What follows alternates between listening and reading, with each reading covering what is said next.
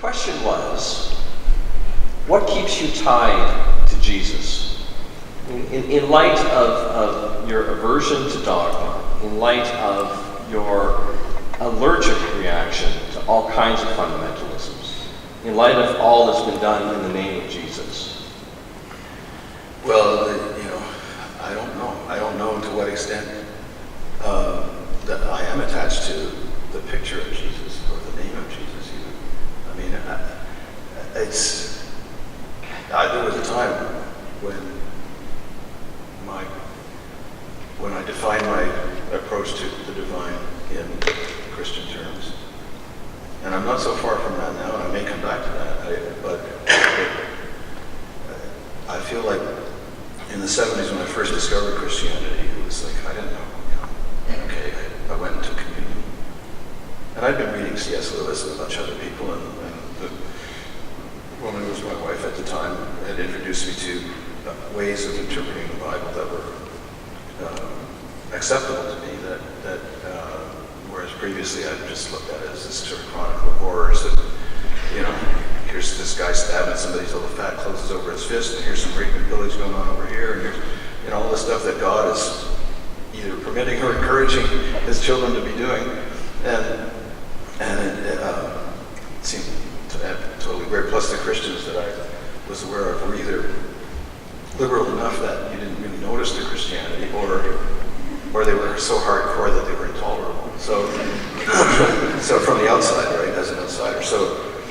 But eventually it all started to take shape, and I ended up taking communion. And I went and asked the priest what I'd done with the Anglican Church.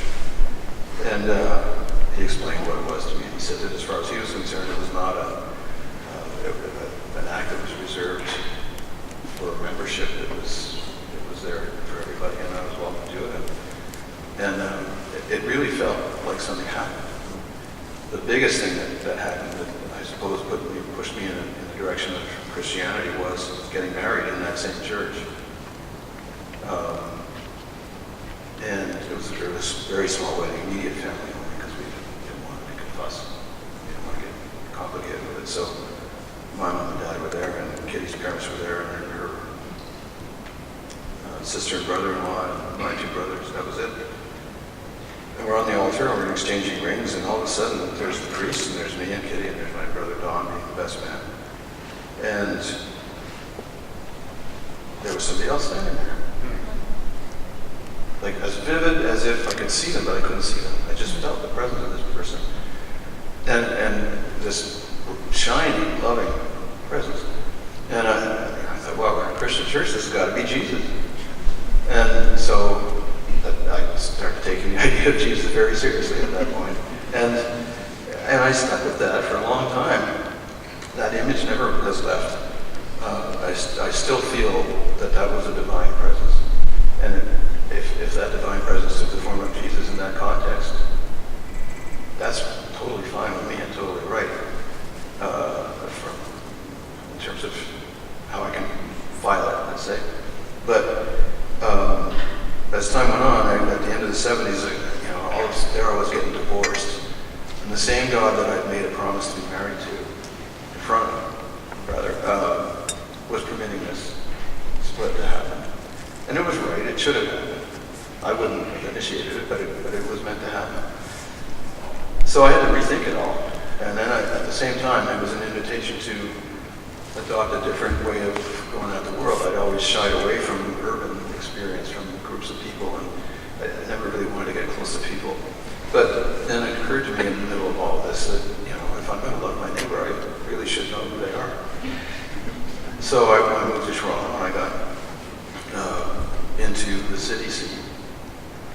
And I really liked it, and I discovered things in myself that I hadn't known were there. It went on and on, but what I didn't find was another church that had that same spirit attached to it. And so I drifted away from going to church, still kept thinking of myself as a Christian.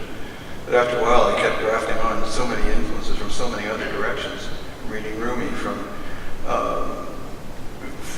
reading The Pagan Christ, which you guys may be familiar with, which I've yet to verify this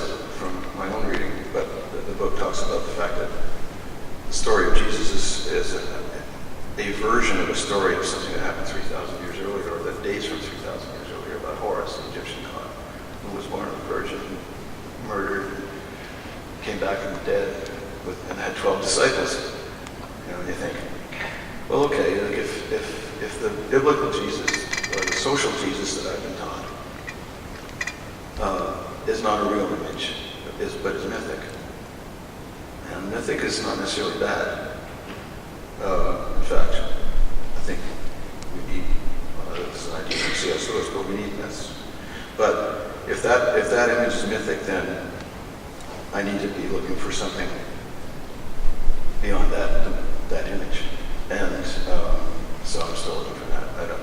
I feel that one of the things I liked about the book The Shack, other than that it's full of my songs, is that it's all about relationship. Yeah. So there's Big Mama God going, you know, look, I want to have a relationship with you people.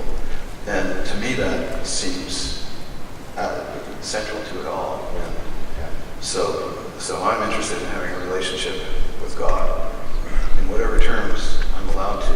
Yeah. And if I end up coming back around to seeing it in Christian terms, that's great by me. But right now it's a little looser. But when Bernie Finkelstein, the manager, called me once and he said, "So, what's the deal with the Shack?" And I said, "Bernie, I'm not really into Trinitarian type talk too much, but when God the Father shows up as an African-American mama and she's singing Lord of the Starfields, that's all right by me." Sounds like good theology. Yeah, I mean, it's an interesting book. A bunch of people I know read it. Some of them found it really distasteful, and some of them loved it. And I think for people that aren't used to thinking about spiritual matters, or that maybe are very, fixed in their view of those things, that'd be a difficult book. But I thought it was so fresh. And, I mean, the story is the story. Yeah. And it gets. I just like the image. I mean, the image of the Holy Spirit is wonderful. Yeah, she's cool.